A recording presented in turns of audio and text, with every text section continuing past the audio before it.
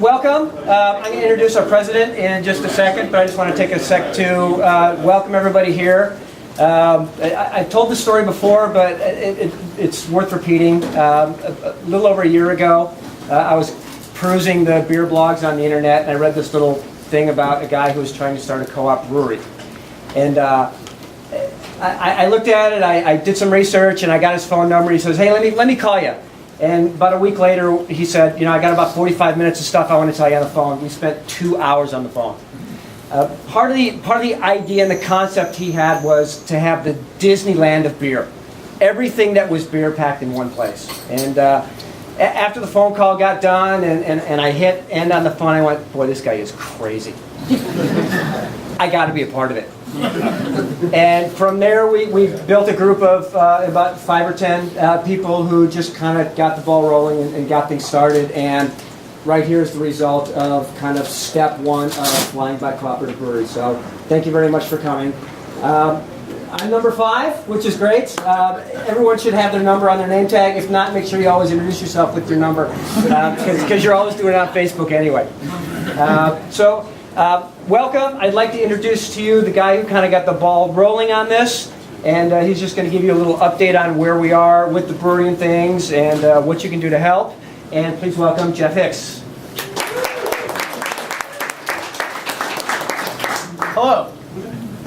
Welcome. Obviously, a year and a half ago when I was sitting in my living room in my underwear about to hit the enter button on the Craigslist ad, I didn't expect... Yes, thank you. I didn't expect to be standing in front of 100 people today ever explaining what the hell we're doing. But here we are. Like I said, a year and a half ago, I had started looking into starting a brewery of my own. In doing that process, I discovered a few things. One, starting a brewery is not easy. It's very, very difficult to do by yourself. A number of reasons. If you don't have money, that's kind of a big one. It's kind of a problem. But if you don't know the right things, if you're not the right type of business person, you don't have the right experience, there's a million reasons why.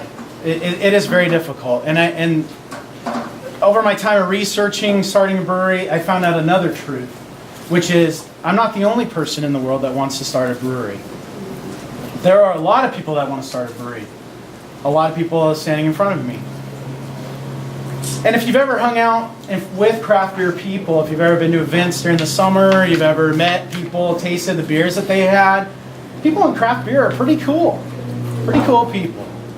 So when we were going through the process of figuring out what this thing is, I started to look at, there's kind of 2 camps of people that we're looking at addressing with this business.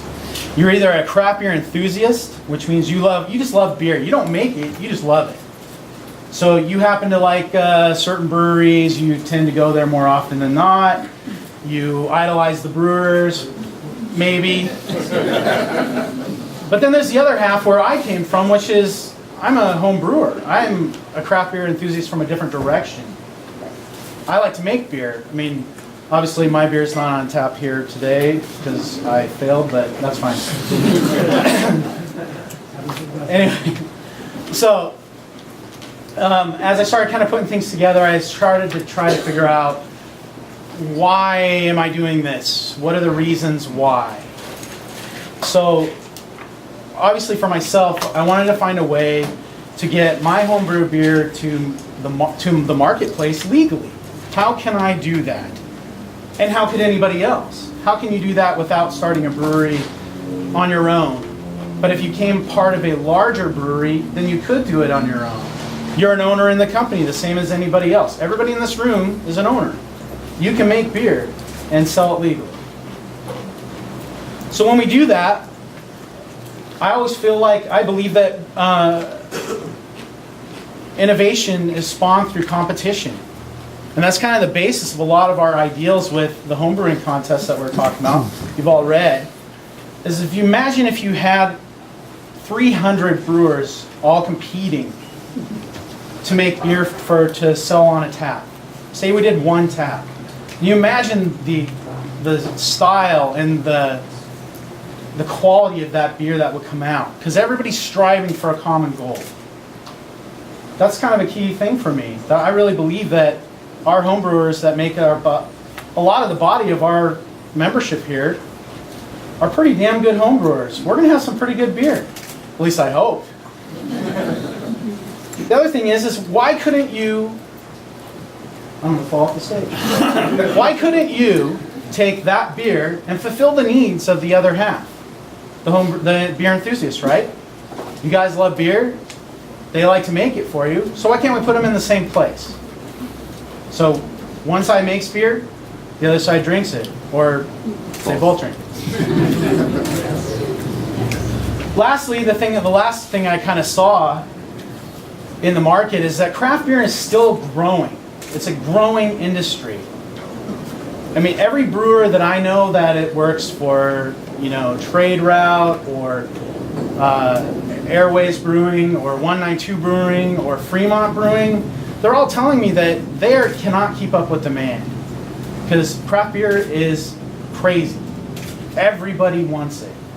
So I think we got a good business model to accomplish that. We're at least in the right place. So how do we accomplish some of the things that I had in my head? Well, one is, what's the only business model that was out there that you could get a group of people together that have the same goal? Put them together to build a business. That's a cooperative. It's democratic. It makes a lot of sense. So here we are. We're all members of a cooperative. Pretty easy. The second thing is how can I get this beer to market? So why don't we just create a collaborative but competitive environment to do so? So we're going to be working on brewing competitions really soon, sooner than not. So if you guys are homebrewers, break out your stuff because we're going to have a big announcement coming up in the very near future. And that involves beer on tap and a contest and something like that. That's the beer. There will be more, and it's a pretty exciting thing. I'm not going into it today. I'm teasing you, but we're working out the details right now. So it's going to be announced very, very soon. So stand by. The other thing is how do we form a society around our brewery? How do we get people to, take part in what we're doing? Well, here's part of it. You're all standing in front of me. But what each one of you has to do now that you're already a member owner, you have to spread the word and get our membership more and more and more. Because it takes all of you and others to build this thing. So we're at member 371 as of this morning. That's basically in 35 days since we opened it up. So obviously we're doing something right. At least I hope we are. Last thing is, I really envision one of the basic cooperative principles, which is education. Education will be a huge part of what we're going to be doing going forward. Because a lot of people, I'd like to get into homebrewing. I'd really like to. Well, now's your opportunity. Or I'd really like to be a BJCP judge. I'd really like that. Well, we're going to open up those opportunities too.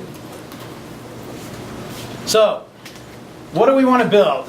Obviously, Drew mentioned my original conversation with him, and I think I've said it to the original people who came in and saw me for the first time.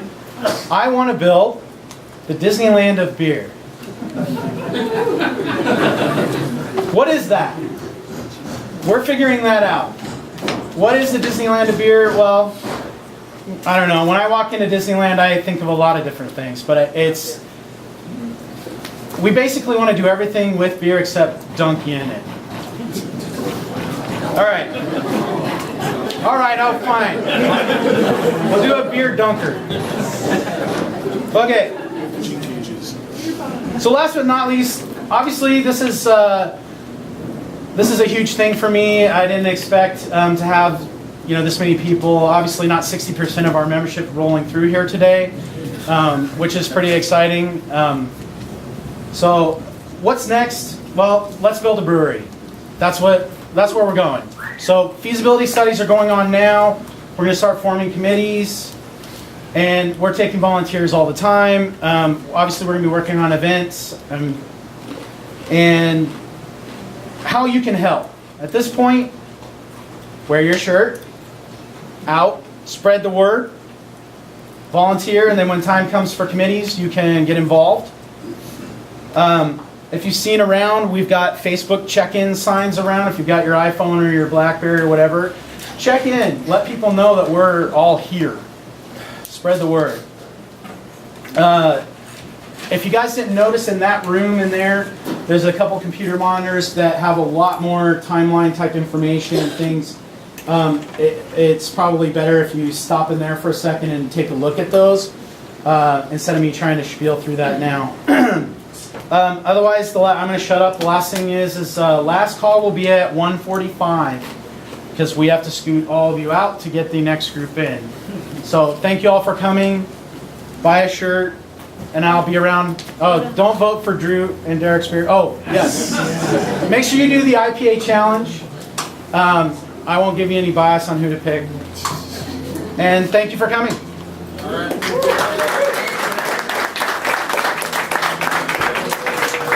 I need water now. Or beer.